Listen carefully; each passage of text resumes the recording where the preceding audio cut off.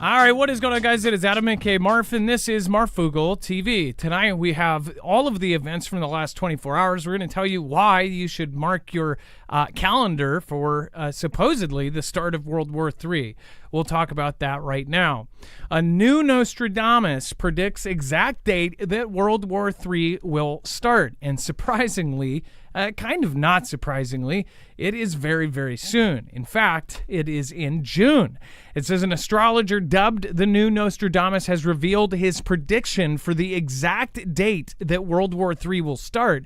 Kushmal Kumar uses a Vedic astrology chart based on planetary and star alignments to forecast the future.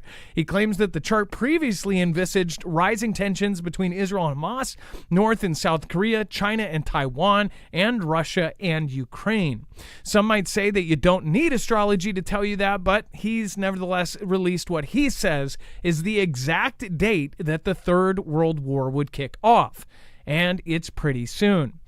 According to the Daily Star, Kushal believes that there is a high chance, and of course by saying that he's got an out here, that World War III would start next month on June 18th. Now, people laugh at this. Of course, we've covered all sorts of different kinds of predictions on the show, and some of them have actually come true. Some are not so much predictions, but looking at the patterns of the world, it's pretty clear to see that anybody could guess that World War III is going to start relatively soon. And if you said if it's going to start in the next 10 years, then you'd probably be right. But as far as putting a specific date out there, that's something that we have never done, and a lot of people that are reputable probably don't. Even a lot of the predictors and the most famous kind of astrologers and the Nostradamuses and the Baba Yangas, I don't think they ever put an exact date on things. So when you do put an exact date on things, it kind of gets weird. But again, a lot of folks have been looking into prophecy and predictions, and what's really crazy is in 2024, more people found that a lot of these predictions have come true. Is it just sheer luck? Is it coincidence? In 2024, several of these predictors actually did get a lot of things right. What do you think? And again, today's show you don't want to miss. There's much more just like this when we get right back.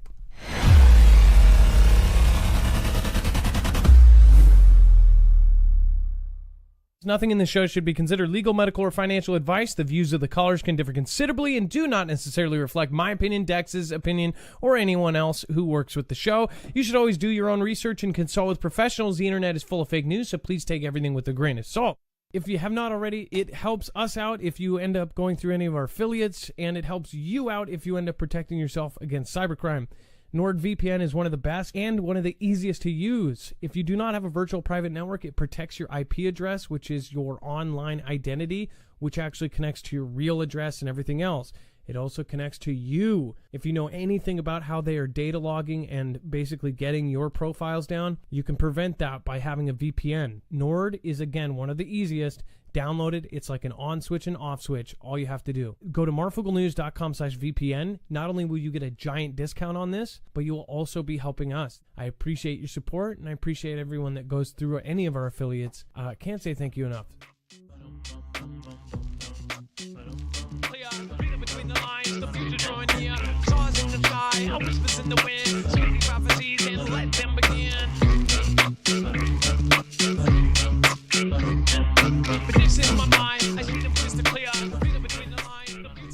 All right, what is going on, guys? It's Adam aka Marf. Let's go over to the chat real quick. Thank you, everybody. PrepCat, Granny Bateman. We've got some new names in here. Covered by the blood of Jesus. Everybody ready for the fireworks show? I don't think everybody's ready, and I honestly think that 95% of Americans are not going to be ready for this. If you're watching from elsewhere in the world, do a quick roll call. And also, as far as comments after the show, one suggestion that is a little bit different today, we are doing a couple of kind of odd videos for our channel because I am personally interested in the subject. If you have a subject that you would like us to cover or do an in-depth coverage of, let us know in the comments down below. Even if you are watching live, you can even exit out of the chat and leave a comment during the show. We would love your suggestions, and we would love to look into any kind of weird instance, any anything. I'm into, I'm into some weird stuff as far as Bigfoot and Loch Ness and stuff like that. If you have a suggestion, or Mandela effect, if it has anything to do with paranormal, I love at least going down those rabbit holes and seeing what they mean. So leave a comment down below. You guys come up with way better ideas than almost anybody, so I would love to hear from you. So leave a comment right after the show. Uber Viking, we've got Butterfly 31 from, what was that, Indiana or Idaho? We've got Thailand here. Thailand J, are you actually watching from Thailand? That's awesome. Benjamin from Iowa. We have Richard from the Strip. Are you from there? I would assume you're from there and not there right now. If you are, let us know how it's going. I'm sure it's not great. Cats don't care what is happening. We've got Arizona. We have, of course, Oregon here. We have California, we have Florida. Hello from the Florida Panhandle, Markup. And J-Girl, that's me from New York. We have Quebec, Canada. We have people from all over the world. So I really do appreciate everybody that has made it here, including Blissful Foley Manus from, what was that? From Australia. Let's see here. Tina Jarvis, Anonymous, San Antonio, Texas, and Iceland. Thank you. Iceland here. That is awesome. All right, let's bring in my co-host/internet brother, Dex James. What is going on, and how are you doing today? Well, hello, Adam, and hello, Fugle fam. I'm doing just fine. So, as far as some of the predictions, I actually think almost more interesting. I have not really covered anything with this new Indian Nostradamus, Kushal Kumar. Is anybody else familiar with this, Dex? Have you ever heard of this gentleman before today? I don't think.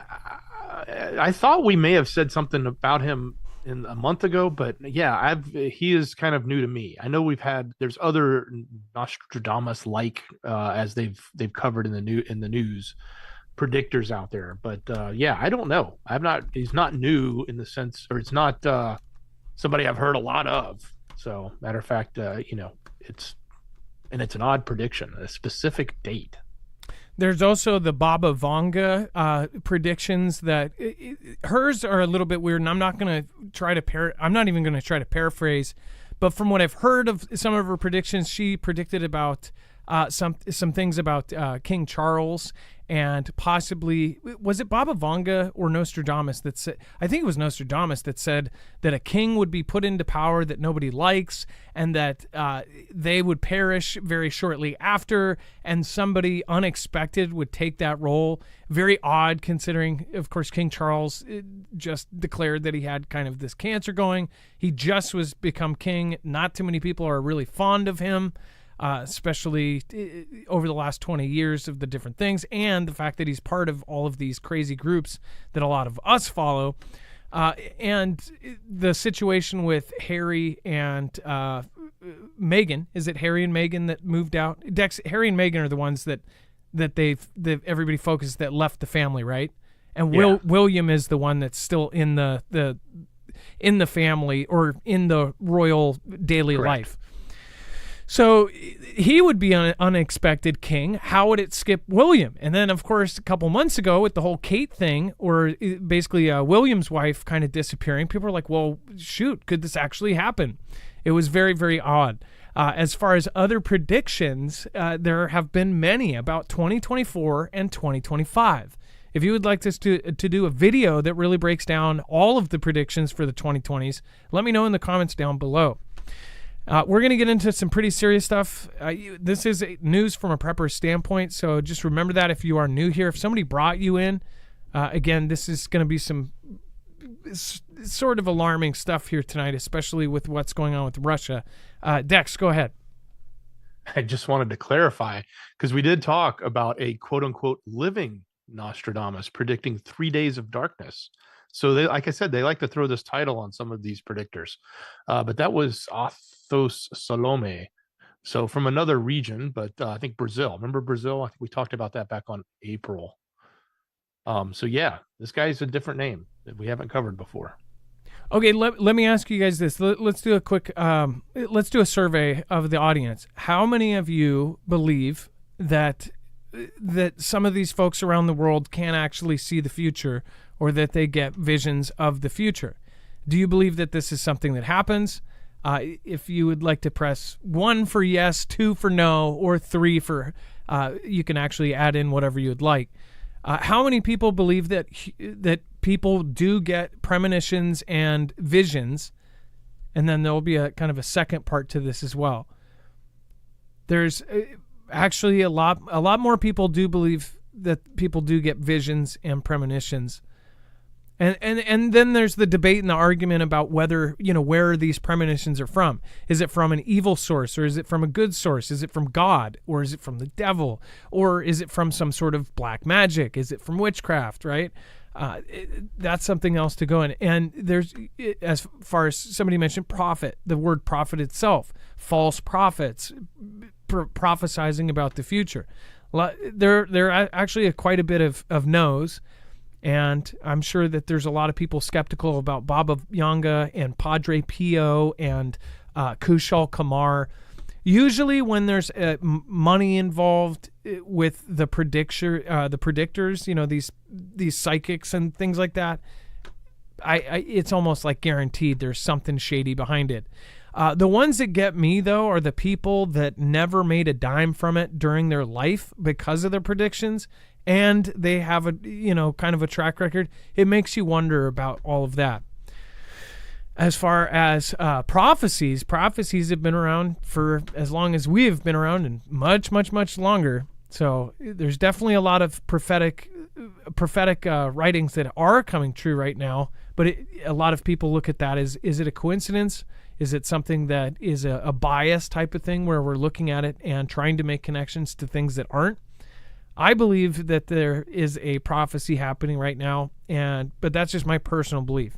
Again, if you can't listen to other people's beliefs here, then it might not be your favorite channel. There's a lot of people with totally different thoughts in the chat, and most of them all get along. So that's the fun of it. It would be awesome if we could all conversate and talk about it. China warns of Taiwan war as military drills encircle the island. Of course, we covered as they said that they were doing a punishment drill against Taiwan. The freaky part is the timing of all of this. You've got all of the other countries, and I talk about this every night, but all of the other countries that are one-on-one, Venezuela, Guyana, Russia, Ukraine, Israel and Iran, China and Philippines, all sorts of other outliers.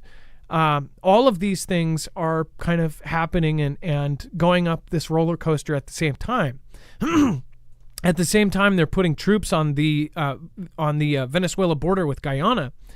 You, of course, have this drill going off. At the same time, Russia, supposedly, I heard this from Ilea, and I have to find the quote of what she was sending me. But essentially that Putin said that basically we need to go after the guys that are really in charge of Ukraine, not the president who's no longer actually president according to their constitution. Basically, hinting towards NATO or to the U.S., right? So all of these things are kind of lining up. Even just a few days after Xi met Putin, they met in person. Anytime that those two leaders have met in person, something big has happened. And I might be mistaken, but before Putin actually started his major invasion, the actual start back in February of 2022, was it? Has it been 2 years already? I believe back then he met Xi before that. Did he not? I'll have to look that up. But usually after they meet, or Xi in any country, some sort of random announcement comes out or some random event happens. In Xi's case, Xi met with French President Macron, and 2 days later, Macron is essentially saying, oh, yeah, we're going to take a step back from the U.S. After Xi met with Saudi Arabian leaders, they took a step back from the U.S. Like, what are they saying? Like, hey, that guy, America sucks. You don't want to be seen with him. He's not cool. And then these countries are like, yeah, definitely not. Well, now some pretty serious things are happening. They have the actual island encircled. Now, some look at this, and how I look at this is I would not be surprised if something popped off right now. I hope it does not. But if you look at what they already drilled for, they did this drill a couple years ago. Dex, we actually covered this about a year ago when they encircled the island before, and I think they had up to 6 huge naval ships, and they were essentially surrounding it to the point where from Taiwan Island, they were looking out, and there was pictures and videos of the entire horizon had these lights in the ocean, and those lights were Chinese ships. So is this just yet another drill, or are they actually setting something up? Yeah, absolutely. I remember covering that, and this, the fact that they're saying they're calling for conflict. They're saying, China is calling for a war and saying that they're going to ramp this up until they have complete reunification. End quote. And that's pretty significant. So we'll see if it's again one of these things that just happens and then goes away, and then they just keep doing it and start normalizing these exercises, if you want to call them that, or if this turns into a perpetual exercise, which then all of a sudden is no longer really an exercise, right? And it becomes reality, in which case they have then, encircled and start cutting off Taiwan from the rest of the world. That would be very interesting. And I do believe someone even told us, sorry, I'm jumping ahead, not jumping ahead, but somebody in chat, no one here yet, said, and I went and found this quote 2 days ago, one of the Chinese foreign ministry warned that all U.S. lawmakers must end any visits to Taiwan and adhere to their one China policy, or be ready to face the consequences. So all of this stuff that's just ramped up right now with the new president in Taiwan, it's all coming to a head at this point. So we'll see if this turns into something bigger. We're going to keep an eye on it. That's for sure. You Are in Denial says it looks like a blockade. Well, that's what one of the theories and the plans that is out there as far as what they would do. Even if they didn't fire a shot, if they could surround the island and stop anything from coming or leaving, then you would essentially be a waiting game, right? If you look at the map that's shown here, this is the current event that's going on. You have ships all around it, and you have them surrounding the Kinmen Islands. At the same time, there's reports that there are troops all along the actual coastline of China, troops and tanks. But yet they do have, I think they have 3 or 4 of their bigger bases and kind of ports there that they do hold all of their tanks. So is that unusual, or is that just something that there's a couple extra people there? The problem is a lot of the stuff that's coming out of the China is either filtered through China, or once it gets out, China owns such huge swaths of media that they're able to call somebody or talk to somebody and go, hey, can you get that deleted, or can you have that not talked about? Media is definitely in bed with China. If you look at all of the stories that even the New York Times and I'm going to say even, but that all of these big newspapers and everything else were running China positive stories. And when a journalist found this out and discovered all of this, it's like when they put out this story of all this pro-China propaganda being put out and being paid for by China, all these stories off of major MSMs basically got deleted like that. And Dex, me and you were talking about this. We didn't actually cover this, but my aunt sent me a story about how this survey went back in time, and they said since 2010 that about 60% of the internet is gone, or it's no longer there. And Dex and I were talking about this. Dex was explaining that a lot of people make websites and delete it, or if Fox News, changes their management system for their website, the old stuff that they had on their website might not work with the new system, and then it basically gets, deleted. But one thing it says is that things are not getting archived. If somebody stops paying for the hosting service and then after years it just disappears or it gets bought out by somebody else, then it's just gone. But exactly. But Dex, think about that in the way of, like, if you look at all of the stories that China paid for and all of that, if that's deleted, if these stories are not kept, then are we actually keeping good history of all of this? Like, I guess who's archiving a lot of this, and is there anybody archiving some of the stuff that's purely digital? Like, they're not putting everything digital on paper in a book. They're not putting it somewhere. Even the Wayback Machine, I think that it has huge limits, right? How does that even work? Well, and you can actually, you don't have to participate in the Wayback Machine. So you can websites can choose to be in it or choose not to be in it, and it can go away. So it's interesting too. The other stat that was in that report that your aunt had sent over said something like 54% of all the Wikipedia pages out there. And by the way, if you're not familiar with how Wikipedia works, there's citations. So if there's a factual piece of information in an article in Wikipedia, there's supposed to be a reference note. And if you ever scroll to the very, very bottom or look for that little citation note, you'll be able to line it up with a link down at the bottom that then links to the source where it came from, typically a news article or something like that. But 54% of those pages had at least one of those links be dead. In other words, they didn't go anywhere. They ended the life of that information. So yeah, there is this notion that the information that we have out there is going away or getting erased or disappearing, however you want to think of it. And certainly it happens just from websites coming and going, but it also happens with, news information or reference material that is our historical information, and it's gone. They're rewriting history. Along with all of the, if you look at how they're destroying statues and anything historical, they're changing the angles on all of it. In 20 years from now, when our kids or grandkids are going to school and writing their essays about history, they're going to go back online and check what the MSM said. The MSM, people don't say it as much anymore because they realize that the MSM does have patterns in it that you can pull really good information out of. You can pull the patterns. By the way, if the MSM puts something out and they're lying and you can tell it's a lie, that's also a good thing. Because if you can see the pattern, and once you see how they frame and spin things, then you start understanding what the truth behind the MSM is saying is.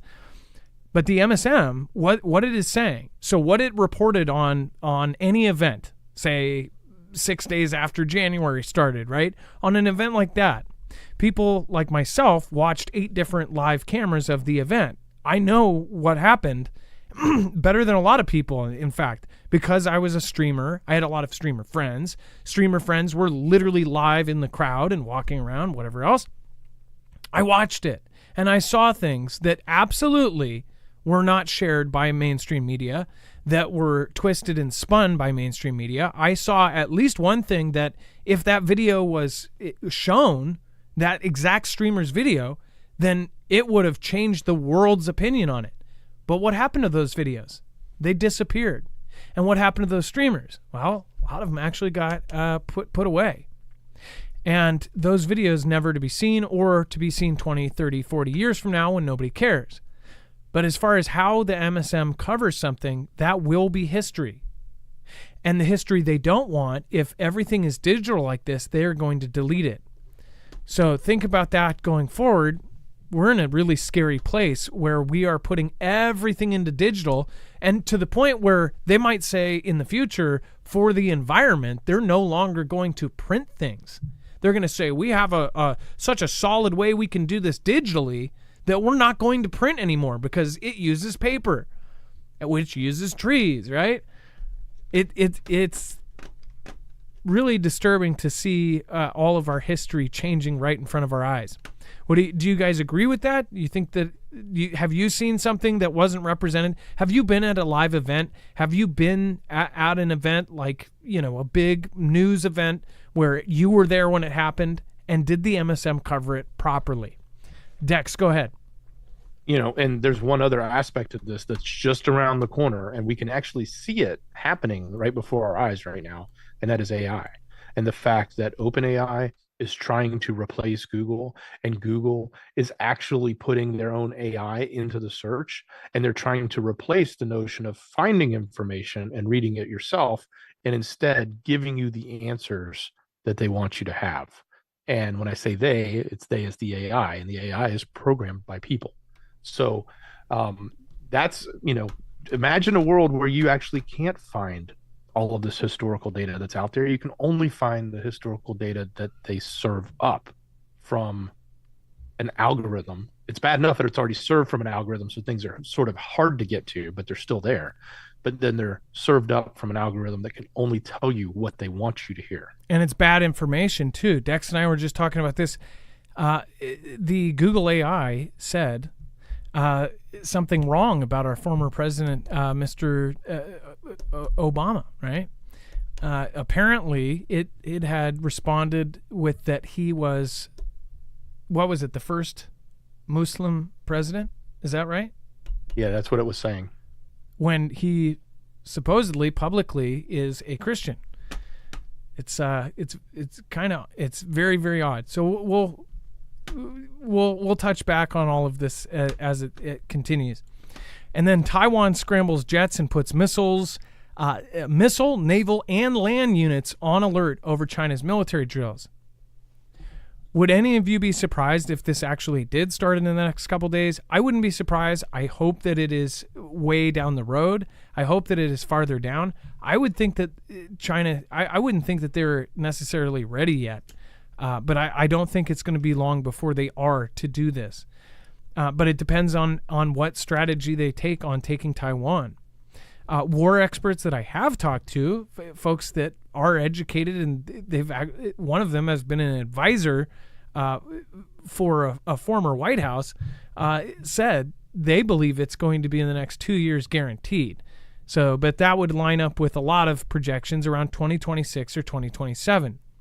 If it's more than a year, people really don't care. But how fast time has been flying, I mean, CV was in 2019, and it's already 5 years later. I mean, it's really insane how fast time is going. But as far as the military drills have turned into the real event. Military drills are also a good way to get a lot of troops, of equipment, of mobile procedures all in place without much alarm at all. The entire world is watching this, so obviously they're not going to, pull a quick one on us, but could this turn into the real thing? I sure hope not. Because I believe if China takes Taiwan, everything else is going to kick off at the same time too. I don't see a situation where this doesn't happen without everybody else doing their war at the same time. Like Venezuela and Guyana, they're lining troops at their border. North Korea and South Korea. North Korea has been stepping it up. And then, of course, Iran and Israel. I think all of it would go at the same time because it would split up the U.S. Military. Go ahead, Dex. Wouldn't it be absolutely crazy if all of a sudden we decide to roll a carrier group or even just one of our ships through the Taiwan Strait in the middle of all this? Well, but we have 5 over there. Yeah, well, I don't know if they're still there because 2 of them were transiting back and forth at the time that the 5 actually happened. But yeah, it'd be interesting if they actually repositioned some closer to Taiwan, or if one of them actually went through the strait, which they've done. Like we reported one of them traversing the strait, I don't know, a couple weeks ago, 3 weeks ago. So it'd be interesting to see if that would happen while they're doing this encircling. And if you're new here, nobody here wants World War III. I think it's already started. The financial, the proxy wars, the preparing for it has definitely started. China is hoarding. They're hoarding for one reason and one reason alone: to get by after sanctions and tariffs and everything else that would come. They know exactly what the United States would do. At least they know what this United States would do. After November, I don't think that they can predict that, or maybe they can. Maybe that's already in the can. But here's another thing. Are they going to wait 4 years after? If there's a different prez, are they planning on doing it during a president, which most people believe it's going to not be the current prez and it's going to be the last one? If it's the last one, do you think it's not going to be a direct head-on conflict if they go in and take Taiwan, or if they go in and take somewhere? I don't know. I think that the last president was Trump was definitely a lot more fire and fury type of guy. So, but at the same time, we had one of the most peaceful times during his administration. So would he go over directly to Xi and say, "Hey, let's do a deal. Let's make a deal. Let's do this. work out the money. If it's about money, let's do this. Let's make a deal, per se. Because that is kind of his thing. That's his shtick. That's his bag. Before we move on, make sure to go check out EMP Shield. It is my theory that if all of this went down, and this is literally what I think, all of them would pop off, and at the same time they would cause chaos in the United States. If we ever do get struck by an EMP shield or an EMP strike, this is an actual device that can protect you against that. But not only that, it can protect you against a Carrington level event from the sun. Go over to marfooglenews.com/EMP to learn more. I just realized I've been saying something. Well, I didn't just realize. I have been saying something wrong for years, and that's because of my ignorance of an engine compartment. But this is very easy to put in your car. You just do red to red on your battery, black to black on your battery, green to ground, or a part of your chassis. I've been saying engine block, and actually, technically, I don't think people called me out earlier because apparently there is a way you can ground it through engine block, but people debate if that's actually a good way to do it. But what I meant, and when I was thinking engine block, which an engine block is the main part of the engine, I was thinking in the engine compartment, right? On the side of the car, and then green to ground to a part of the chassis or the frame of the car. I did say frame, but I've been saying engine block this whole time.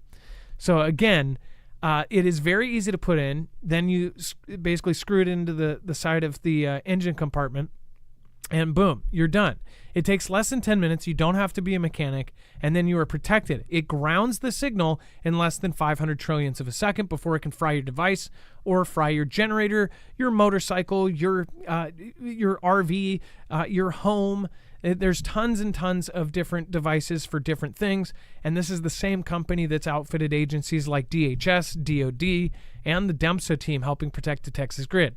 In fact, the Department of Homeland Security actually put this in as one of the main companies in the EMP resilience report. So it is definitely one of the best things you can do preventively against an EMP or a CME or even lightning if you are getting the home version.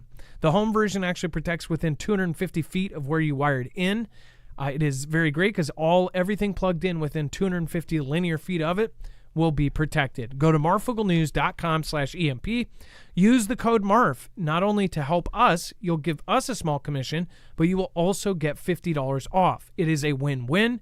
You're buying it for less, you're protecting yourself, and you're helping an independent channel that is up against Goliaths. So thank you guys. More so than anything though, one thing you can do for absolutely free is just subscribe. If you've never been subscribed and you're watching and you watch a ton of shows, hit the subscribe button. It helps us out. The bigger that subscription number gets does not matter to me, but it does matter to the guests. If we were to get bigger guests, if we have that bigger number, surprisingly, it does matter. Some guests will not even go on a channel if it is under 1 million. So I would love it if we got to that point, and that is our next goal. So thank you guys. We appreciate it. And let's go into the Memorial Day travel chaos as major city airport grinds to a halt after communications go down. These just don't seem like accidents anymore. It's just getting bad. Dex, what happened? Well, a ground stop had to be issued at Nashville International Airport after a loss of communication in Memphis caused travel disruptions on Friday, today. And by the way, it's supposed to be one of the busiest days because we're starting the Memorial Day weekend. It's the kickoff of summer. Everybody starts traveling as of today. But the Federal Aviation Administration had issued the ground stop on Friday morning due to a communication breakdown with Air Traffic Control Center in Memphis. It was originally issued just before 10 a.m. Central Time. TSA predicted that Friday will be the busiest day, as I just said. They had something like 700 delayed flights. I'm sure it's got back under order, but I guess the real question is what caused this? When we see major infrastructure have problems, something like, air traffic control systems, and they lose communications, given the state of events that are going on right now, and especially given the warnings that have been put out by our government about the targets that are going after our infrastructure, we have to question, is this and not was this an opportunity, or did somebody do something nefarious, or did like somebody trip over the wire that plugged in the radio? I don't know. We may hear something about what it was, we may not. And whatever they tell us is only what they want us to hear. But at the same time, we have to pay attention to these things as they happen so that we can keep track of them and understand, how much more vulnerable are we becoming, or when it comes to these attacks that are coming from China and Russia and other adversaries, including Iran, which was going after water and water treatment facilities. How much of this is happening to our infrastructure? And we need to pay attention to it. Now, it hasn't been said that this was a hack. I'm just speculating, but we should ask the question. That's for sure. Backwoods Laws says the RTC went down. That's the cause for the ground stop. Crackshot says, in an advertisement tone, said, "Fly Boeing. It's the new Russian roulette." That got me pretty good. It is, and I think it's on purpose. I think they are destroying Boeing from the inside out. I think they're destroying it on purpose so they can some sort of stock thing for the rich to get the stock so low, then buy it, and then turn around and the government, who is probably on the board, the people in the Congress and Senate and everybody else that's probably on Boeing's board of directors are going to be. They're going to go, oh, here's a $10 trillion contract, and then Boeing will be back on top. I don't know. Something like that I think is happening. And I've explained this many times with the whole Boeing thing. It's like, if you're in Washington, you know people that worked at Boeing, or you worked at Boeing. My parents both worked at Boeing at one point. My mom was a Rosie the Riveter. My grandma and grandpa worked there at a point. My grandpa mostly did back when AT&T or Bell West or whatever, he did phone stuff even in the war. But my grandma actually helped design the B-2 bomber, the stealth bomber. So I have family, but everybody I know, I meet random people and they're like, oh, my uncle or this or that, because Boeing was a huge source for jobs here. Boeing always had a good reputation. It was always a good job. You had to have really good requirements. Back in the day, I heard some crazy stories about them drinking and having parties while they were doing it. But once regulations came in, it was like that all ended. I knew people that worked there back when they could like drink and make a plane, right? That was way back. But even then they had better numbers than they have now. All of a sudden, doors are falling off. All of these crazy things are happening. It makes you wonder, too, is if it's been this bad the whole time, then who are they paying off that they can't pay off now to hide the things, right? Because I did hear crazy stories. I heard about crazy, insane parties. Heck, it was a joke. I was probably conceived at one. But again, there was lots of craziness back in the day. But once the 70s and 80s hit, they said all of that kind of stopped. So I don't know. Short budget productions says sabotage. Yeah, could it be corporate espionage or sabotage too? China is getting into the plane game, so it kind of makes sense. Everything is being sabotaged. Everything American. You know what the first name that was mentioned in this whole thing, they keep talking about, like, if anybody ever nuked our country, I'm in a bad place because I'm in Washington. And the reason why is the first name they mention is because you have Boeing there. The next one is Microsoft, and I think it's Amazon and all of that. But it was like they mentioned Boeing. It's like that's a military / huge producer of airplanes. So if you were to hit a target in the U.S., Boeing would definitely be on that huge target list. But again, what is happening with it? I don't understand it. My Chromebot says I'm near a power plant. Sorry, my brain wanted to be like, oh, that explains a lot. That's what my sister would say to me. Some bad dad joke. But yeah, if you're by a nuclear power plant, then I would definitely be a little uneasy about that. I think everybody lives close to some sort of crazy target, right? Unless you're really, really out in the sticks. China unveils robot dogs of war with machine gun mounted on their backs, and handlers must keep them on a leash. That's the weirdest part about this. And I tell you, why the leash though, right? China had a test run with its newest military edition, robot dogs equipped with gats on their back. The machine gun robots, robo-dogs, are going through drills for a 15-day exercise called Golden Dragon. And that reminds me, that other drill where they're encircling Taiwan is called Joint Sword. And I'm thinking joint is usually when it's multiple countries. So who's the other country? Or are they saying join, like joining the swords as in like Taiwan and China? I don't know. Usually there's some sort of, reason they name it what they're naming it. But Golden Dragon with Chinese and Cambodian troops. Which makes me wonder. I wonder if Cambodian troops are part of the encirclement too. Golden Dragon was held in central Kampong Cham province and Siaf Paria Sihanouk province. The training mission consists of over 2,000 troops, 14 warships, 2 helicopters, and 69 armored vehicles and tanks, alongside the remote-controlled 4-legged robot dogs with automatic rifles. I don't know. This is getting pretty scary here. The troops are also working with live fire, anti-terrorism, and humanitarian rescue drills are included. So these are live fire drills with these robot dogs. So they are fully loaded. They only were demonstrated walking, not shooting, to journalists and military officials. Cambodian Armed Forces Commander-in-Chief Vong Pison stated that the drills aim to enhance anti-terrorism capabilities. Anti-terrorism? Dex, I don't think we don't cover much, but maybe it's because we don't follow what kind of terrorism is happening there, or that they cover up a lot of the stuff that may happen. But what do you think these robot dogs are actually for?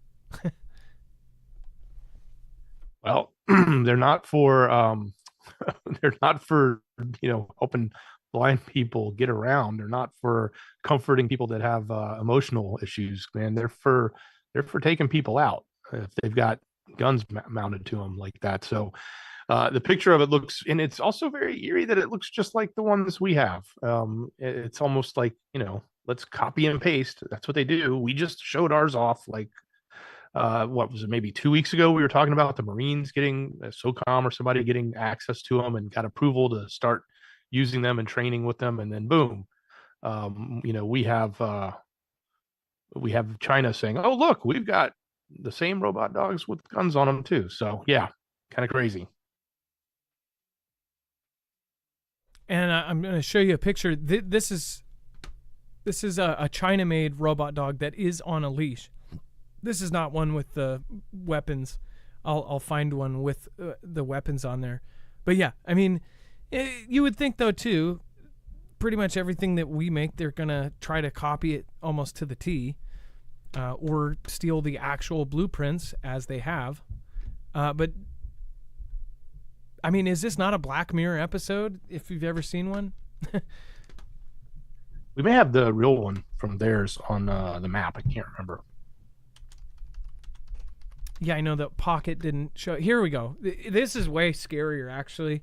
This is much, much scarier. This is one of the official photos with the Chinese dogs with and it looks like they just put a rifle on top. I mean, it doesn't even look like it's like a custom built weapon. It looks like you could take this weapon off and a guy could grab it. That's what it looks like. It would actually be smarter to do that way. So if you were out of ammo or something, you could have one of these dogs come over or call them. I don't know if you call them like, hey, come here. Do you whistle to have these things, take somebody out? But look at that. It has a rifle on here with a pneumatic kind of arm thing. And I mean, does that not look like kind of I don't know what their standard issue looks like, but looks like a rifle that you could take off of the stand and use. I may be wrong, but that would be smart that way, because if the dog has an issue or something, you could grab it off of it. I I don't wonder know. how advanced its aiming capability is, or if it's just a robot dog they just mounted an armament to. Duct tape, like, oh, and it's stuck pointing down because they don't have WD-40 there. They have Wwiii 40.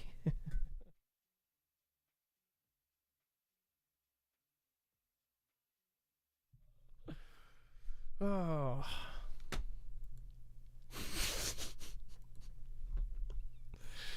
Here's a clearer image. That's so bad. My dad is rolling in his grave. All right, Japan to join U.S. Valiant Shield exercises for the first time. Dex, do you want to go over that? Certainly, I will. And Adam, if you can refresh the map, I think on the next article we got something in from Sweating Ministries that was breaking today. That was pretty interesting too. So it'll be coming up. But yes, what's happening in Japan with Japan is the U.S. military is holding its large-scale military exercises called Valiant Shield. We usually do this in Guam in previous years, and now we have expanded it to this year being Philippines, Hawaii, Guam, and now they're going to be doing some work at JSDF facilities in Japan. That's the joint location that we now have with Japan. So Japan's going to be participating in Valiant Shield. In the past, this has been like 10,000 personnel from the Army and Navy. And guess when this is happening? Right in June, right in the middle of June. I wonder if it's happening on June 8th. What was that date? June 18th? I don't know, man. If China's circling Taiwan and all of a sudden the U.S. is doing these big live fire drills across all of our Pacific strongholds and including Japan at the same time in June. And, is that maybe this guy's right? Maybe he knows something that's going to kick off in June. Here's another thing. What if somebody like all of these TV prophetic people, something like, if somebody like this why did he put an exact date on it too, right? So if somebody like him had somebody in the know, like they knew that something was going to go off, all you would need is really one good thing and boom, all of a sudden people, if it's that specific, he says June 18th, like that one guy who's been on every TV show, he's from that one monk monastery, and the day before the tsunami in India, I believe. No, the day before the Japanese tsunami, he put out a YouTube video back in 2011, a day before, saying that he got a message.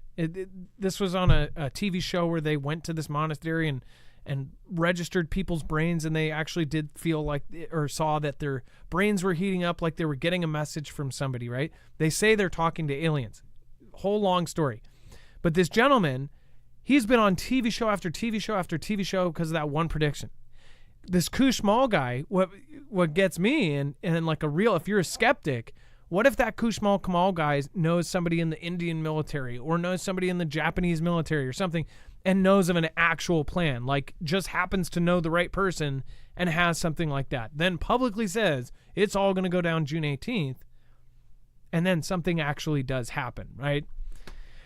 It is kind of weird that the Japan and this whole Valiant Shield thing is going to happen almost right in the middle, right within a few days of the 18th, at the same time that China's doing now 3 drills with Joint Sword and Golden Dragon and Excelsior, or whatever it's called.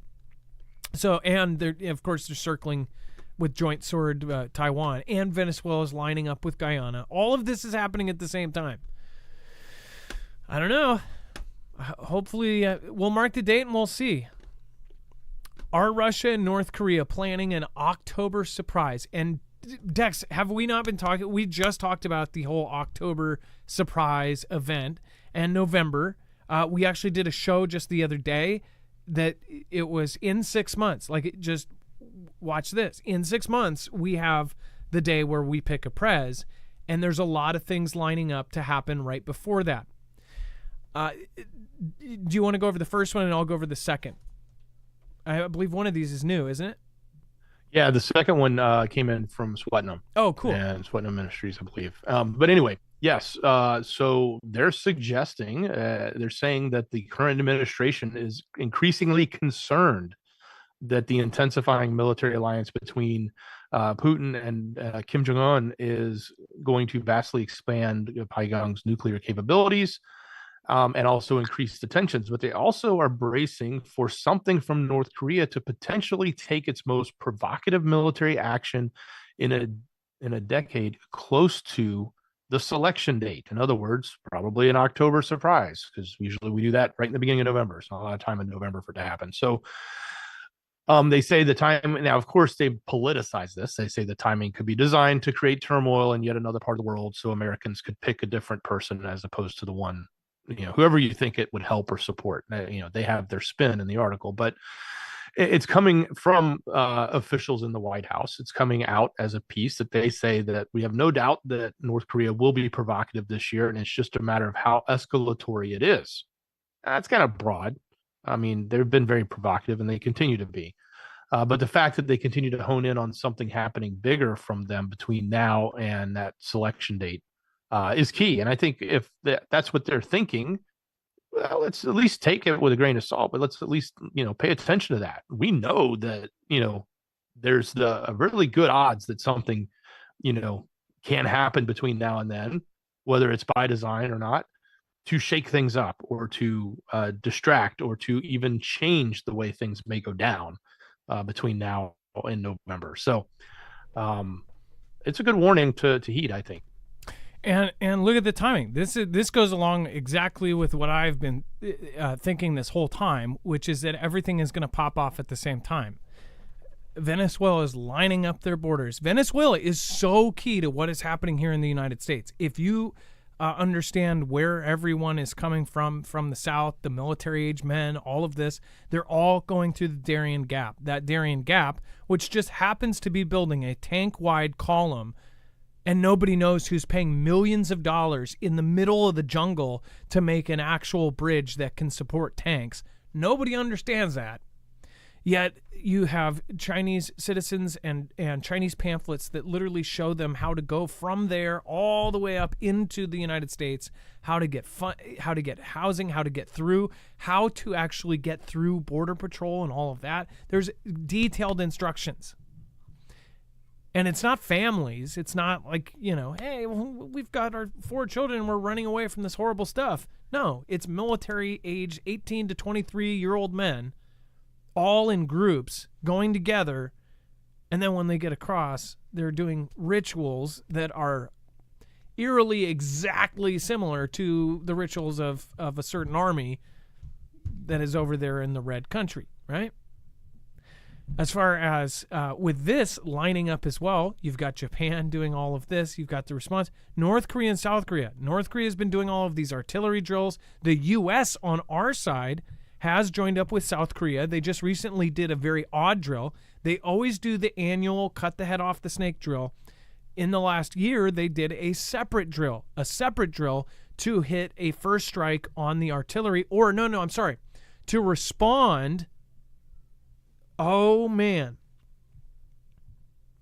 When was the start of the... Wait a second. When was the strike that started Hamas? Was that 10/7? Wait, when was the start of... What month was that? I'm blanking on it right now. Yeah, October 7th. No way. Are you kidding? Do you remember, Dex?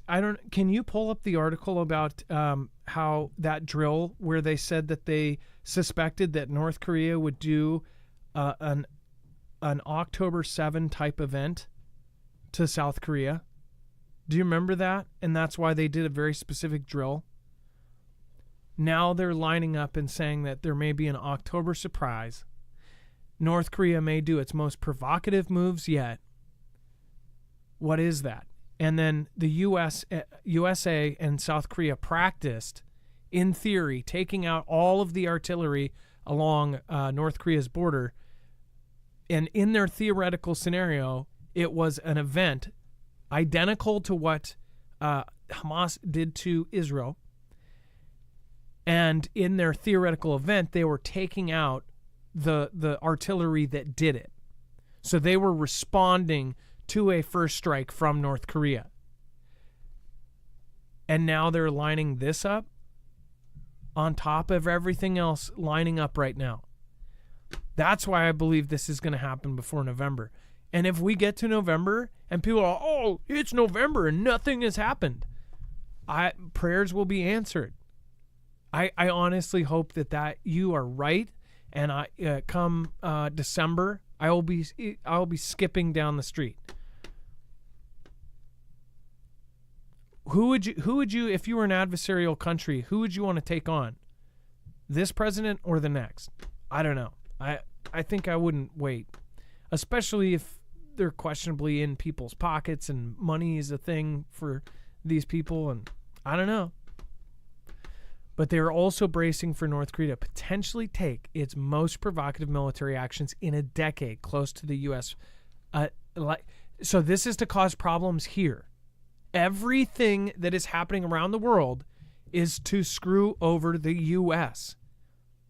I mean, it doesn't take a mathematician to do the math here. There is a clear pattern happening all over the world, and every case has something to do with the USA. Every case, from BRICS to all of these countries, every country. Why is there not a single country that's in I guess maybe there might be, in a huge war where the U.S. isn't supporting the other side of it? This is the proxy section of World War III. Thank you so much, Sweatin' Ministries. And by the way, thank you for letting us know about this. We're going to cover this now. And actually, there were several comments about this. So thank you all, everybody that suggested this. Azrael 76, Amavir radar station got whacked today. So we'll talk about that now. October 1st is the Feast of Trumpets. Oh, great. Even more things lining up, right? And then we have Bible Talk 777 and Bloodline families are hard at work and think everything will end well for them. But Jesus will destroy all evil, all knees bow. Bible Talk 777, keep your faith. I think it's gonna be a bumpy road. And then Sweatin' Ministry says, not sure if you all heard, sent the email. Obviously we got that. Thank you so much.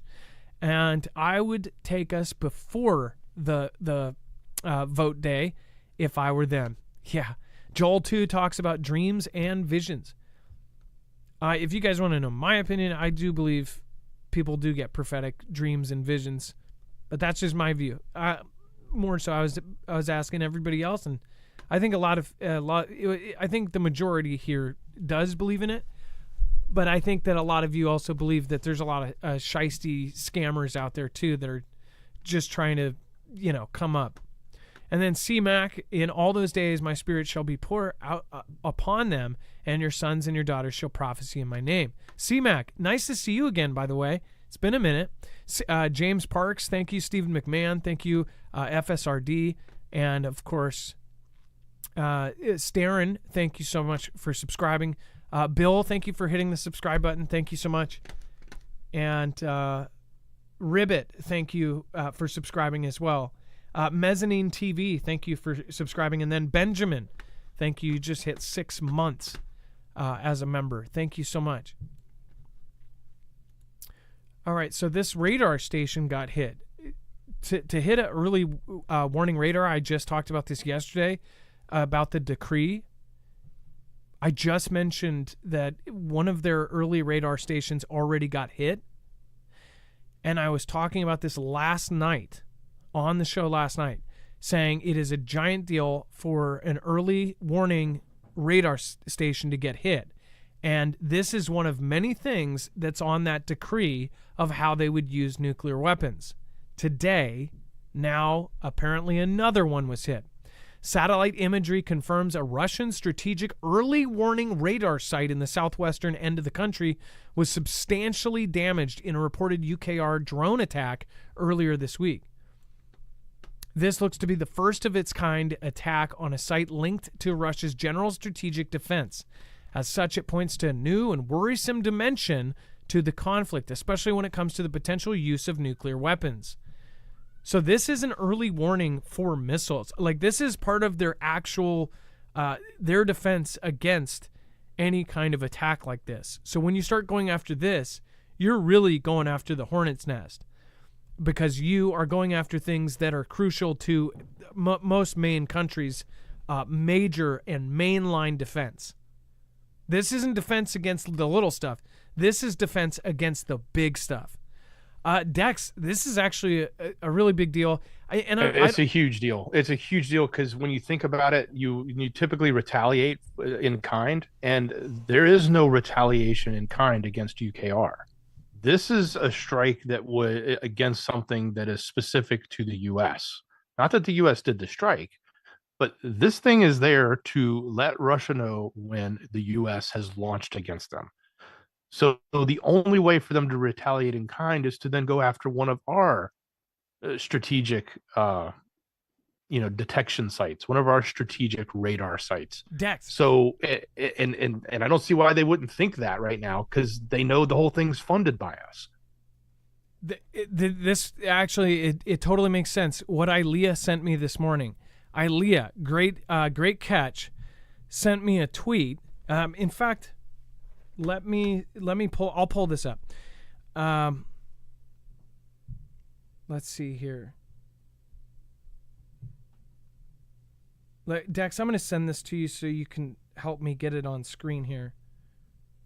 Can you put it in up next for me? This is what Ilea sent me, and this totally makes sense. And I'll try to source exactly where he said this. But Putin just made a comment that makes a whole lot of sense after seeing this. And I was wondering, because I feel like it was almost a couple of weeks ago that they had an early warning system hit. So I don't know if this is confirmation of what happened a few weeks ago. I wonder if this has a date on it. It didn't look like initially it had a date. But if this is what... The link's there for you. Okay, so check this out. This is what Ilea sent me, which was a great little catch. Like, it actually means... I mean, it's a really big deal for them to say this too. So I'll have to verify what is being said here. Let's see. That brings me to their generic Twitter, though. Yeah, that's the link you gave me. Sorry. Oh, my bad. Okay, so let's see here. Let me go down to it. Yes. All right, it is this tweet. Putin, we must deal with the legitimate leadership of Ukraine and not with Zelensky, whose presidential term has ended in accordance with the law and the Constitution. So who do you think he's talking about? We must deal with the legitimate leadership of Ukraine and not with Zelensky. Dex, am I reading that wrong? Do you kind of pull that out of that too?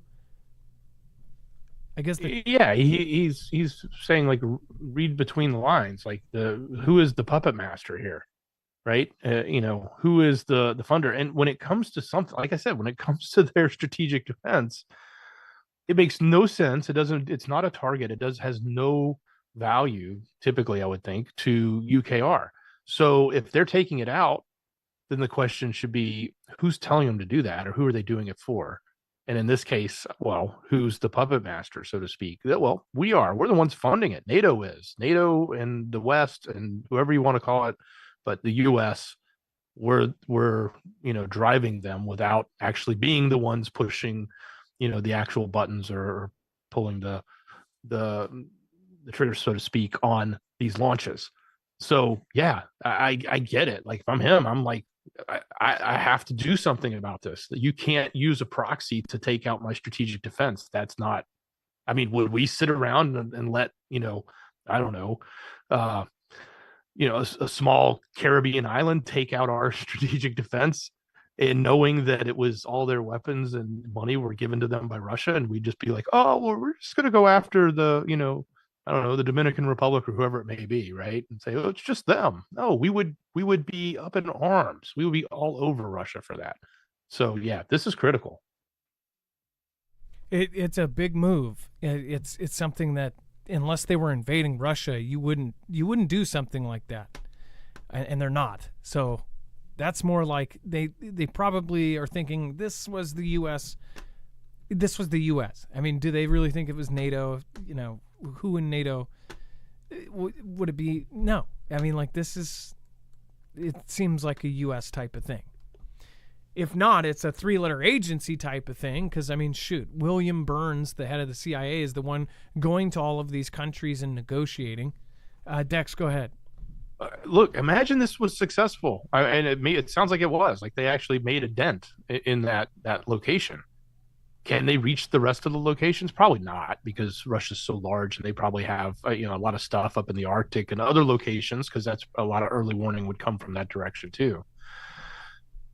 But if they could, legitimately take out their strategic defense without launching nukes, that would be a huge win in, a a U.S. versus Russia war, and they're effectively doing it at the moment. They've started it. This is the system that tells them nukes are on the way. This is the system that tells them missiles are en route. So if they are able to do this with apparently drones, that's insane. If I don't know how many locations they have for it. Dex, do you want to go over? And Putin wants Ukraine ceasefire on current front lines. At least that's what sources say. This is from Reuters. Yeah, certainly. So Putin is ready, according to him, to halt the conflict if they are willing to draw the lines and create a ceasefire right now on the existing lines as they stand. Sounds like he doesn't want to give back anything he's taken. We know that this is not, this is sort of the negotiation that has been out there. Like, UKR's position was, well, we'll put an end to everything if you give us back Crimea, and that's just a ridiculous ask at this point from Putin's point of view, because Putin's like, yeah, I'll stop right now if you just pack up your bags, go home, and we're gonna take the stuff that we've annexed and all the lines that we've captured so far. That's where we want to draw the line for now. We'll go home. And that both of those requests have not been one that would be met with any form of negotiation from the opposite side. So I think this is more of just, him putting out that. It's also probably part of that original China negotiation that Xi had, the plan from China about how to come to an end here in the UKR war. But it's definitely one of those things that we have not seen any willingness on the opposite side to change their position at all on what a negotiation or even a potential ceasefire would look like. They're so far off from the ability to negotiate right now. It is so crazy to look at Ukraine, and most of you already know this, but they say it's some of the best farmland in the world. It's like almost anywhere in the map you zoom in and it's just farms. Look at this. I mean, those are farms. Everything is a farm. It's pretty. I just pick random spots and you zoom in and it's farms. I guess I didn't. I know they talk about how it has the best soil in the world. They say that it has like the best black soil. Is that what it is? It's like, here's a small town in the middle of farms. It's just all farms. I could see how this would be a strategic resource for a world that's hard up for resources, right? I mean, this is unbelievable. You click anywhere in it, and you've got farms. They're everywhere. This looks like fake almost. I'm sure someone would be like, "Oh, that's because it is," but no. And then I wonder how what the war has done to all this farming. Pretty incredible, though. I didn't realize it's like the entire place is just one big farm. I mean, look at that. Everywhere you go. It was so attractive to Adolf during World War II that he paused going into Moscow and finishing that off to go through UKR to get to the oil down below. Which then ultimately led to being too late and into the winter for Moscow, and that's sort of ended the expansion. Resistance Homesteading says, we don't need food. Eat the bugs.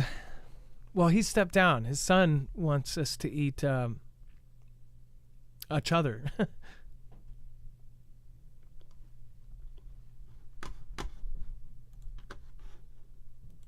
Probably have to at some point, I'm guessing, with this leadership.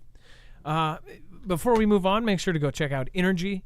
If you have not looked into different solar generators, I would highly recommend looking here first.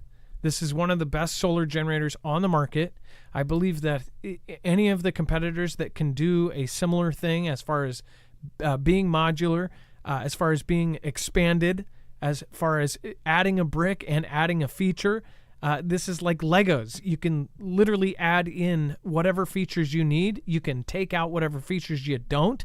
That is what is so awesome about this generator. On top of that, it has a whole other set of being awesome as far as how it's built. It is built like a tank. It's built like appliances used to be built, where it's going to last decades and decades. This thing is absolutely amazing quality as far as it's got a steel reinforced frame, 1,500-pound latch system to connect to the different batteries and different mods, and it is absolutely silent. Of course, it has, again, the capabilities to add in UPS, uninterrupted power supply. You can add in a rapid charger, a supercharger. You can add in all sorts of other things as far as you can expand it up to 96 batteries. So you can make a wall of batteries, or you can just have one, bring it with you, take it to charge your tools at work, power a TV or whatever in a campsite. This thing is absolutely awesome. So go check it out, marfooglenews.com/energy, and make sure to use the code Marfoogle. This is the same generator, and it is worth the wait that the Army has now picked under the STTR Phase 2 contract. So this is going to be on the back of not golf carts, but Humvees very soon here. So the only downside, and this is the only downside, and it's a big one, is that you have to wait for this. Lithium is being fought over, so you want to get this. You want to get your name on the list sooner than later. It is not going to be a fun thing to wait, but it is most definitely worth it. This is something that is a tool where, if you're a prepper, SHTF happens. You don't want to buy a unit that, hey, you got it on Monday. It sat there for 6 months until SHTF, and then when SHTF happens, it gets turned off by the country that made it. That's definitely a big no-no. This, as far as this goes, this is the reason they pick for the military, is because of its reliability. They want something that's going to turn on and turn on every time. Go check it out. I've used all of their generators, except for maybe the ones they used to make, the old Kodiaks. But I've used the Flex 1500. I've used the X2. I've used the Tactical. I have tons and tons of hours using my Tactical and my Flex 1500. They have saved me through power outages. We've at least had 7 or 8 power outages in 3 or 4 years now. And every one of them I've had a flex for. So it's very, very cool. And they have built-in heaters in every battery, so they can deal with extreme cold. Go over and check it out, marfooglenews.com/energy. Make sure to use the code Marfoogle. Again, get your name on one as soon as possible. All right. And then Replicator drones already being delivered. Dex, I called this, and I told you guys, and this is due to a Foogle family member too. Active military said that the Replicator program was being sped up. And this is, I don't know if you've watched my show for a long time, I talked about how all of these deadlines, and I watched the dates, and I watch the timelines that they set for these military projects. All of them are getting moved up. Everything was getting moved up, and I knew this 4 or 5 years ago, right? And I was pointing this out, that you have to watch. They said, oh, this is going to be done in 2034. Done in 2023? That's a WTF right there. Like, why are these things being moved up so fast? Dex, is it a little bit surprising to you that the Replicator drones are already being delivered? Well, the whole point of the program was to deliver thousands of these by 2025, and to do it fast, and to figure out how they could do it as quickly as possible. So the fact that they're meeting dates quickly is a good sign, because it shows that they actually they can do something and do something quickly. Of course, these are not nearly as advanced as, say, an F-35, which can take decades to design and roll out and test and deliver. But in the case of this, the other thing besides the speed is we have to pay attention to where they went. Now, they were originally designed, as they said, to deliver thousands of drones to defend against China. Well, Pentagon has stated that they're already sending the systems into the Indo-Pacific Command. So these replicator drone systems that are being designed, these small, quick, I don't remember which Switchblade or one of the other ones. There's a handful of the different companies that had come together to say, hey, we can deliver this stuff quickly for you. That one of them had made the cut. I'm assuming that's probably one of these. They did not mention names or anything. They just said they've started to send these systems into the Indo-Pacific Command. So again, here we have big drills going on in Indo-Pacific. Now in Japan, outside of just Guam, we've gone from Hawaii to Guam to Japan. We've got Taiwan being surrounded, and we've got replicator drones now being announced that they are moving into Indo-Pacific, or they're already in Indo-Pacific, and this is happening quickly. So if you think that the next war will look like a Red Dawn scenario with people paratrooping in, I don't. I think you're going to see these buzzing above. China already has an autonomous carrier that can hold up to something like 2,000 drones. It can fully go across the ocean without a human crew. If every human on board perishes, say some sort of thing gets released on it, sabotage, it can run itself. It can not only run itself, it can then deploy its drones itself. So we are catching up. Part of their whole initiative, the Replicator initiative, is they said China's way ahead in this. We have to catch up. Instead of 2025, these things are being delivered now. That should be a wake-up call for everyone across America. This is happening, and across the world, because if you're our ally, if we're getting ready for this, then you should be too.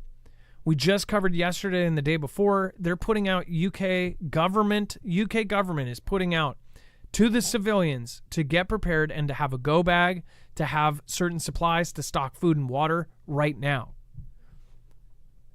I just can't see. One of my friends thinks that they do believe that there's going to be a massive change in power, a shift in power, but they don't believe World War III is going to happen. I can't see it. I cannot see it. And I try to look at it. I wouldn't say devil's advocate, but I try to look at all the sides, and I try to be open-minded about it not happening. I cannot see it. I've been following this every single day, and I know this person has too. So I'm like, I'm trying to see it their way. I cannot see any other option besides a massive World War III, which I don't think is the end of the world. It's not something everybody needs to be panicked about. It's something that everybody needs to be concerned about. And it's something that everybody needs to be prepared for. You can survive if the power goes out, by the way. You're a human being. You can survive. You can even sustain yourself for months or years without all of that stuff. If you prepare and if you learn. We're an adaptive creature. We can live through almost everything. I think all of this is survivable. Almost any disaster is, unless you are right in the first mile of a nuclear bomb, then you're not going to live. But I don't even think that's going to happen. I think these things are going to be buzzing around. The next war is going to be drones versus drones. And it's going to be a massive one. The scariest part, though, is these teamed up with AI and the ability to think and even target on their own. So say you've got 1,000 civilians and you've got 4 soldiers. Say they're all just sitting in an open, for the reason of visualization, they're in an open football field. There's 1,000 regular civilians, and then there's 4 soldiers. And then let's spice it up a little bit. 4 of the regular civilians are actually off-duty soldiers. The Chinese drones will have the ability, if they don't already have it, to have facial recognition, have all of our profiles. They say they have a bigger profile on each American, bigger than the NSA and CIA does. They will be able to fly over, target the full 4 soldiers, take them out immediately, then decide out of the civilians, the 4 people that are off-duty soldiers, take them out as well, and make that decision on their own after they've been deployed without a human being. That should terrify people. And say they gave it further knowledge. Say they have a carrier off of the West Coast of 2,000 drones. Each one of these 2,000 drones has the ability to say, drop 10 small explosives and has enough bullets to take out 200 people. You have each of these 2,000 drones target a house, and they have information based off of stuff they've scraped off the internet and out of the files and hacked. They're able to take out every home that is a gun owner. That sounds crazy, but I bet you that's in some plan somewhere. Just to let you know, every weapon owner in California had their information accidentally leaked. It's like, those are the kind of things I think of in my crazy, weird brain. Rebuild says, new EPA rules for fossil fuel power plants. Yeah. Well, and the huge water warning from the EPA. Who didn't see that one coming? And then Mark, thank you for the support, Repelled, thank you. Mark Fragola, China is waiting for JB to unalive to strike. I don't know. Are you saying that they would do it or that he would just perish? Because I don't know. I guess some think that he might do that before November. Swetna Ministries, the area in which was hit, also opens the door for Israel to attack Iran. Huh. And then Kate Parker Fraser, blessings and love to the family. Heidi Patrick, thank you for becoming a member. I appreciate that. And then Benjamin, thank you. You just hit 6 months. Says, let's see here. Escalation, something horrible, likely by now. Oh, that was Bible Talk 777. Thank you. And blessings from Iowa. Well, thank you. And James Parks, thank you as well. It's getting dicey.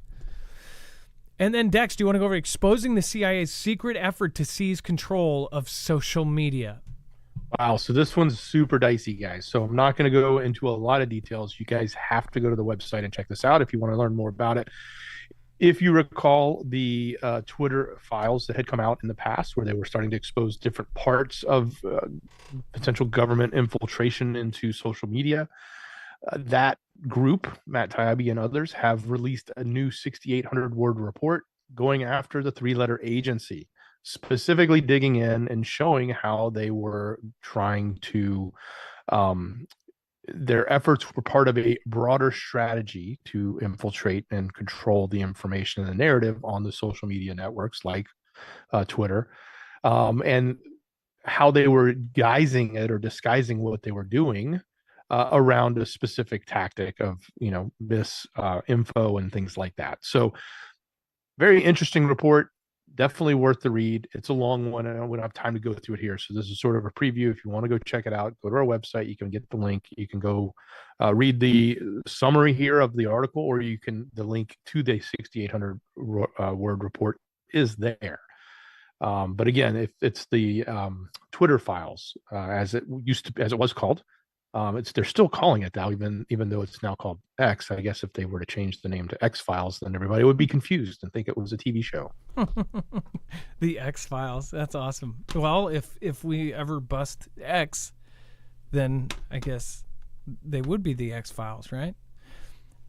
I thought it was interesting. It says report reveals that a member of the board of trustees of In-Q-Tel, the CIA's mission-driving venture capital firm. And you think about how they capitalize the certain letter here. It's like, what if we find out really it's that obvious? Like, something like that put together something else, I don't know. Honeypot type of thing. And then China made so many solar panels that even its own grid can't support all the energy produced.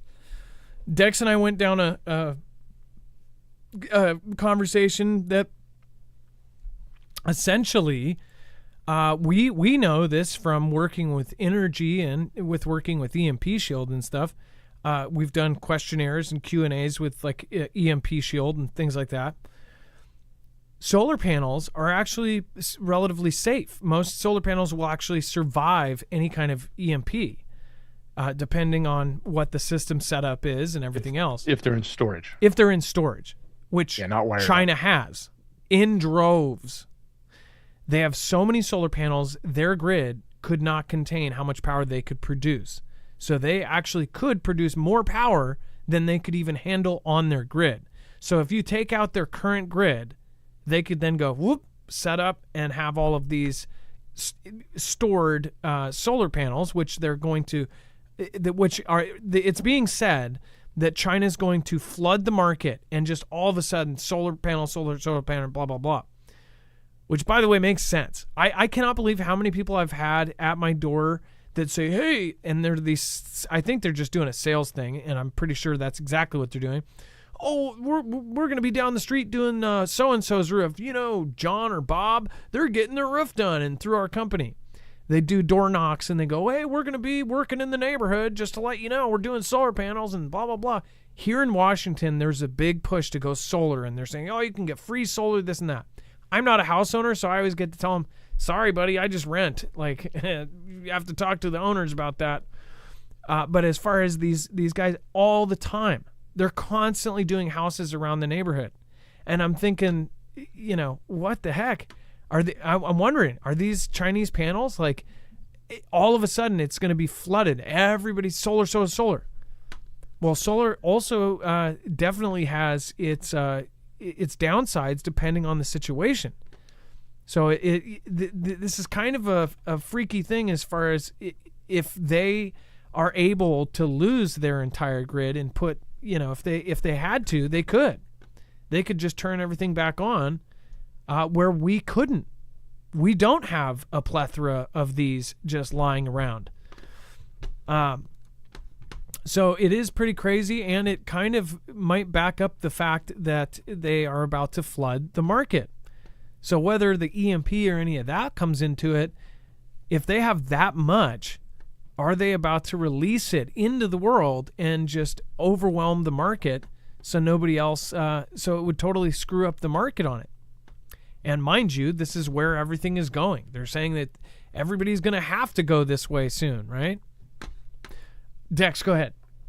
Well, I mean, you know, on one hand, you sort of, it's like the current administration's like everybody should be going to, you know, electric this, electric that, green this, green that. Well, solar panels is one of those. Now, I don't mean to throw no shade at U.S. made solar panel companies, because obviously, if China floods the market, it's going to hurt them. They're not going to be able to make any money, or all the investments they made will be lost. But the flip side is, well, if they did have all of this excess and you rolled it out throughout the world, then we wouldn't have to drop $20,000 to do solar on someone's house. You might be able to do it for a few $1,000s, which would be a lot cheaper.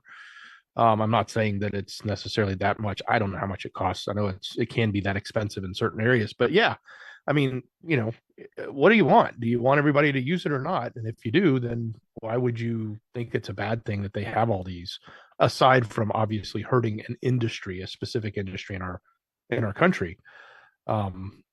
You know, that's one way to look at it, because I know it's such a big push from the current administration and that side of the aisle, so to speak, to move towards this. But I still think the mass production of all these panels and the overcapacity, there may be something else. I mean, that's certainly the obvious nefarious thing, is let's mess up a potential U.S. industry. But at the same time, I think there may be something else to it, like having a backup system if they have enough panels to power their entire country and then some. That's interesting. Yeah, they have too much power, and these are installed, so they actually are producing too much power, where the excess, I don't fully understand. I guess they're just not able to use it, or they just turn it off because they're full at that point. Like, we're talking about a massive rate. Here's just a general picture, right? But this is what the future apparently is going to look like, right? Just solar panels everywhere.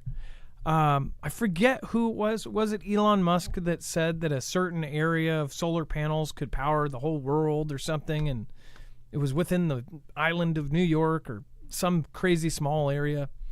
But as far as the solar, what if also they're trying to take U.S.'s spot? If in the near future, all of these three-letter corporations in these big groups and organizations that are basically out in the public saying that they're going to reset everything and they're in charge and they're getting cooperation from almost every country in the world, if their idea, if the number one country is the most clean, is China going to be the most clean here soon? Which sounds crazy.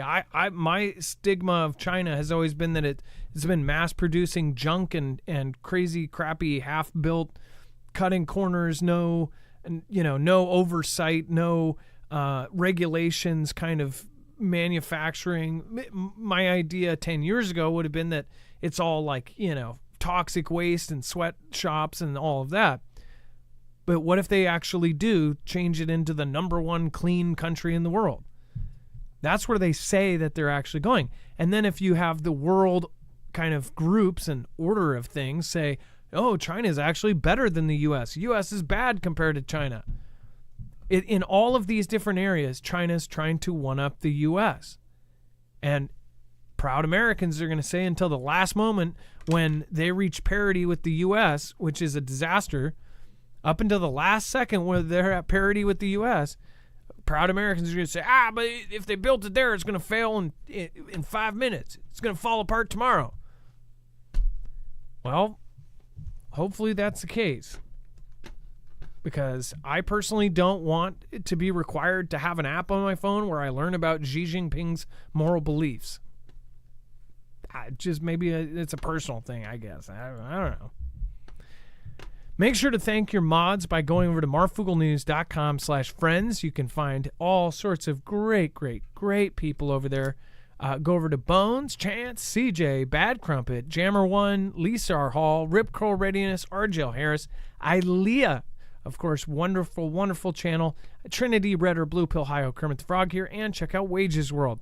Now at 60,000 subscribers. Congratulations, Wages, covering all of the solar events. All right. And ex-Google CEO says the U.S. and China's most powerful AI systems may one day be stored in military bases and surrounded by machine guns. So does this not paint a very Terminator-esque future? This is straight up. It shows me in my mind. I don't know which one. Maybe it's Terminator Salvation. I think that's the one where they had the base there with the towers of defense and stuff around it. That's what I think of when what he's saying. Dex, this is actually a very realistic prediction, and that's the scary part. It certainly is. So Eric Schmidt thinks that the extremely powerful AI systems will be heavily guarded by the governments in the future, eventually in both the U.S. and China. I suspect there will be a small number of extremely powerful computers with the capability of autonomous invention that will exceed what we want to give either to our own citizens without permission or to our competitors. So he's suggesting that this is going to be basically under lock and key as it advances, and it's going to advance quickly. I don't think this, he says, in the future, and I think that's like probably tomorrow. It might even already be there and we don't know about it, because you got to understand the information we know about what our military actually has is, usually 10 years to 50 years ago. So especially when it comes to, new weapon technology, I don't know how far along they've been with the AI side, but I got to believe that at the supercomputing level and a lot of the biggest stuff that's ever been built and used has been deployed in our government or in our military. And that stuff has probably been used for AI algorithms. And they probably have some stuff that we can't even fathom that they're able to do with, and they do keep it under lock and key. But where's that going to go, and how's that going to expand? And even if they don't have it, the point is they will have it, because we're moving there quickly, and we're moving there, at a rapid pace, sort of like how fast the computer evolved in breakneck speed from, a 286 six all the way on to what we use today. And processing power just got so much faster so quickly in such a short, relatively speaking, short amount of time. AI is doing that, and we're seeing it. We're right here at the cusp of it taking off. And am I right when they say autonomous invention? There's a part in here. Yeah, it means AI inventing its own things from all by itself without you telling it to do it. That will exceed what we want to. Who is we, by the way? Do you realize Humanity. Schmidt, I know, but citizens of humanity, citizens would be humanity, right? What we want to give either to our, and look at how he says it. The words are important here. What we want to give either to our own citizens without permission or to our competitors. He's either talking about other countries, and he's saying both in U.S. and China. So saying that both countries are going to reach this point where they both have their most important weapon, the AI that creates everything, in these lock and key Terminator facilities. What are we doing? What is it called? The people that don't believe computers, is it transhumanist? Is that what it's called? What are the people that don't want this, that don't want AI and don't want technology? There's a word for it. I feel like we covered it. I don't know. I guess I'm becoming somebody who doesn't want technology around. Is that a crazy thought to have? A lot of people are excited for this. I'm not excited. I guess I'm part of this, kind of in-between generation that I actually had a childhood without phones and technology and things, and I loved it. I loved playing sticks and stones and throwing pine cones. Kids now don't do that. It's hard to force them to do that now. It's sad. And now we're devolving. I feel like we're in the movie Idiocracy. Does anybody agree with me? Am I on my own here? All right. And then Slim Shady. Or a transhuman machine. Well, that's probably where we're all going soon. Let's see here. Surgery 68, Morning Glory. The Amish knew what we were doing. David Vanderbilt agree. Wages. Hey, Wages World. Sorry, Caps was on. You're screaming at everybody. It's funny. The people that come in all caps.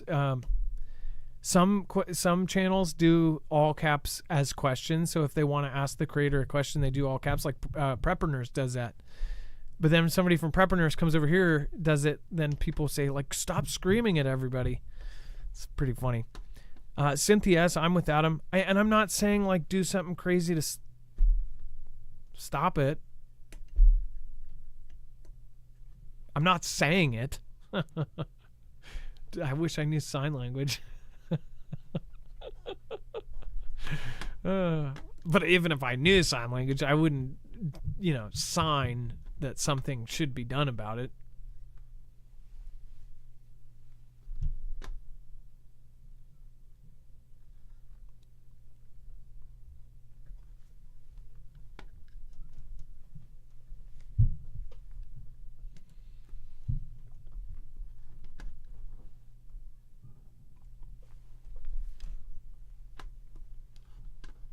Awkward silence. Okay. Sam Altman's time as the golden child of tech might be coming to an end.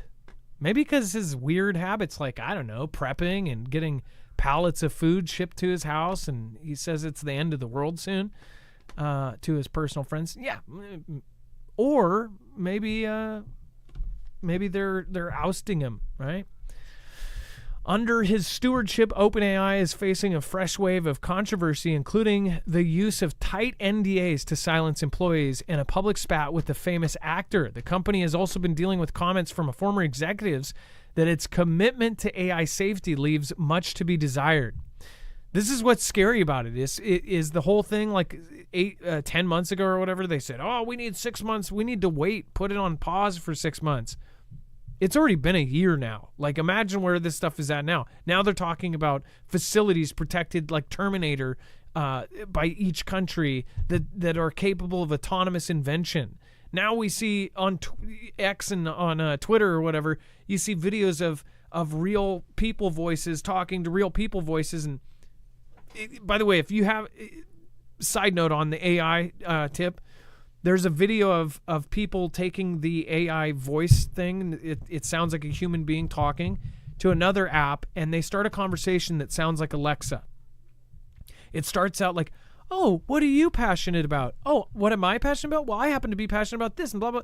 Then it starts getting to, I'm actually passionate, and I just was looking into quantum computing and how this and this and that. I can't even try to pretend to talk about half of the things in the first sentence of this thing was talking about.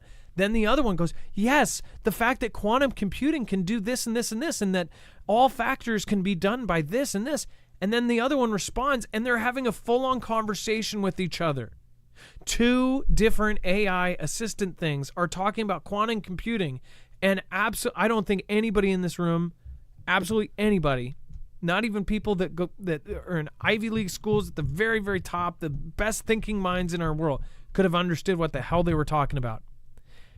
And this was just a conversation that started out like any Alexa going, "Oh, really? I like spaghetti too."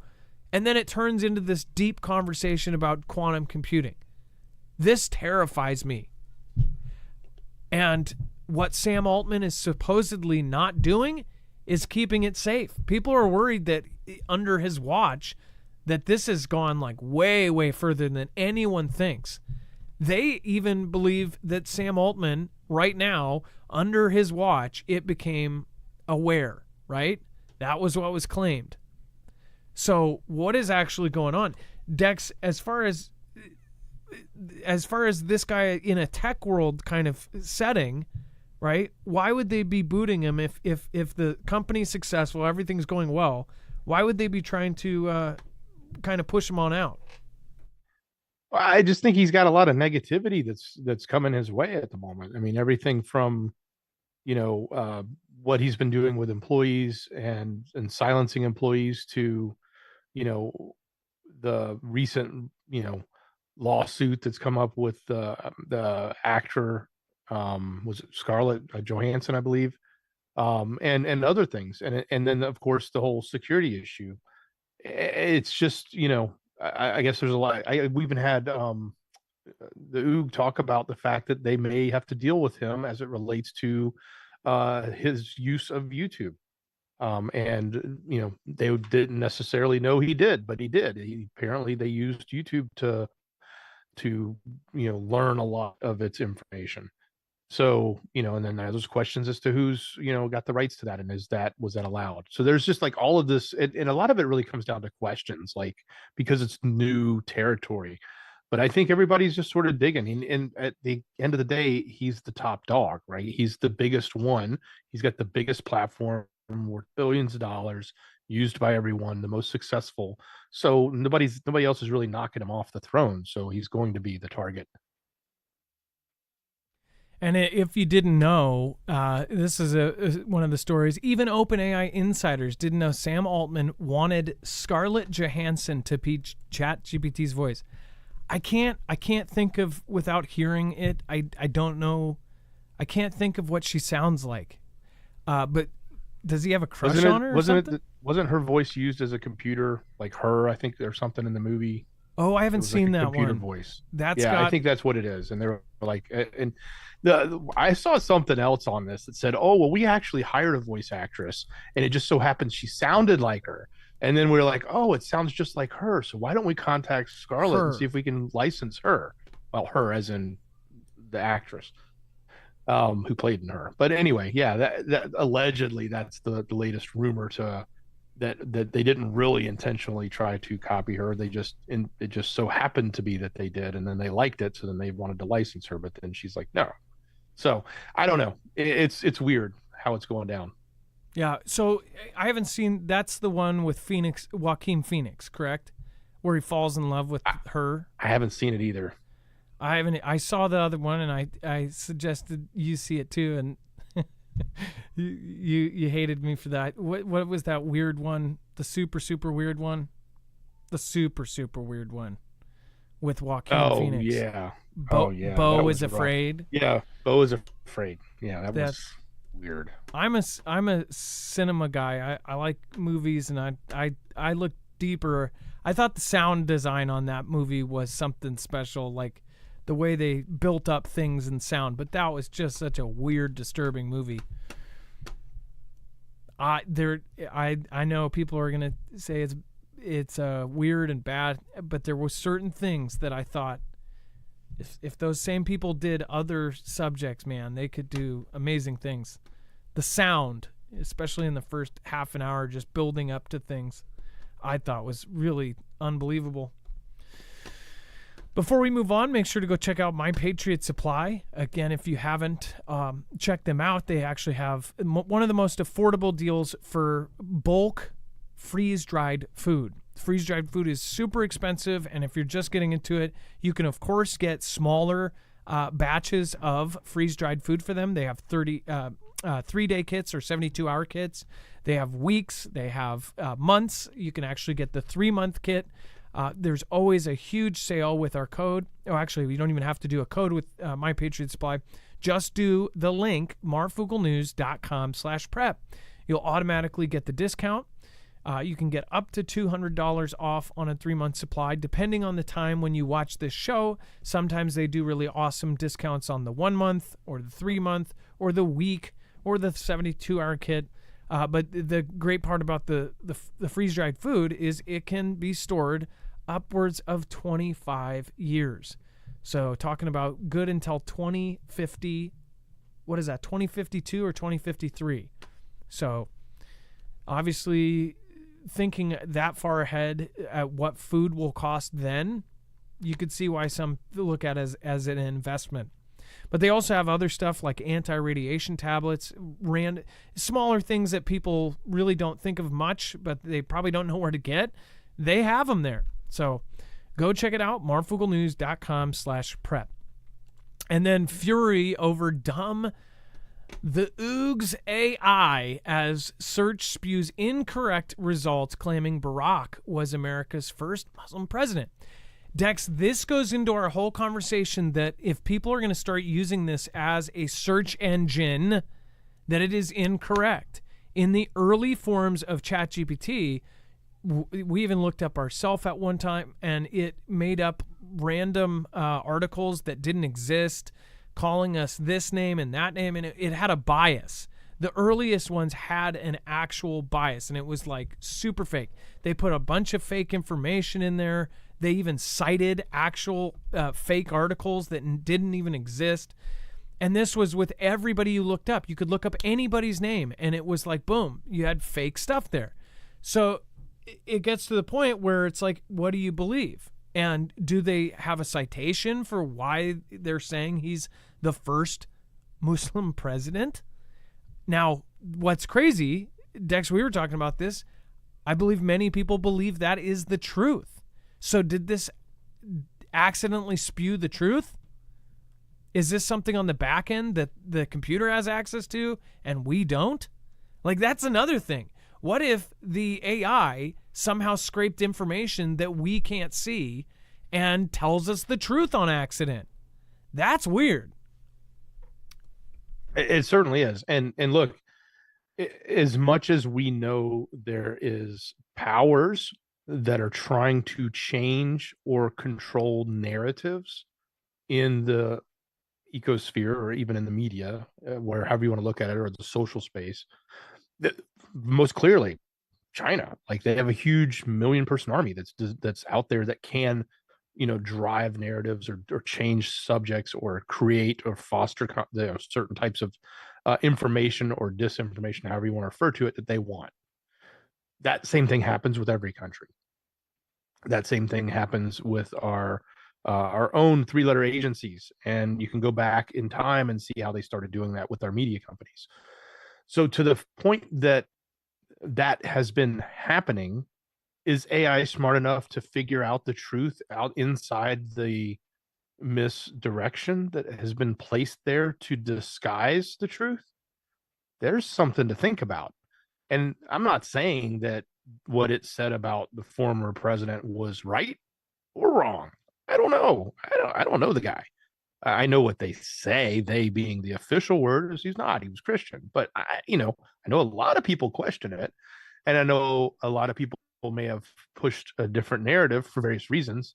And those people who pushed it could have been government related. They could have been, driven by, nefarious leaders or other things for different reasons. And that may not be true on this topic, but it could have been on any topic. And I think it's something that is very interesting to think about is, does AI, can it read between the lines? Can it figure out the truth inside this world of deception? And if it does, is it actually telling the truth, or is it just spewing from the disinformation that is out there that was placed either by, happenstance because people got on theories, or by other people who put it out there to be distractions? And I guess we'll see how it all evolves or devolves as time goes on. Mark Frigola says AI is fallen angel tech. Actually, I don't know if I've ever seen that as a theory. That's actually doesn't seem too crazy considering how advanced and crazy it is and what they think that I have seen theories that aliens are actually us from the future, or that we are, experiments of a future alien race or something. But interesting to say the least. K. Parker Fraser, thank you. Sweating Azrael, thank you. Dex, go ahead.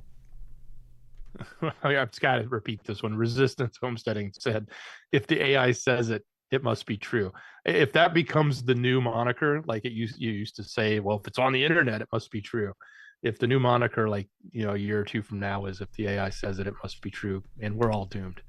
Oh, you don't know it? Just AI it. Just AI it, man. Think about this. I bet you there. Oh, and I bet you this is coming soon. In the grocery store, instead of a human being will go, hey, do you know where the cereal is? You're going to have little vestibules, and you're going to be able to ask it a question. And it's going to, hey, do you know where toilet paper is? Yeah, that's actually on aisle 7, about halfway down, and you're going to look on the bottom shelf. And it's probably going to pull up a picture of exactly where it is. That's not going to be expensive. It's going to be super cheap to do in the future.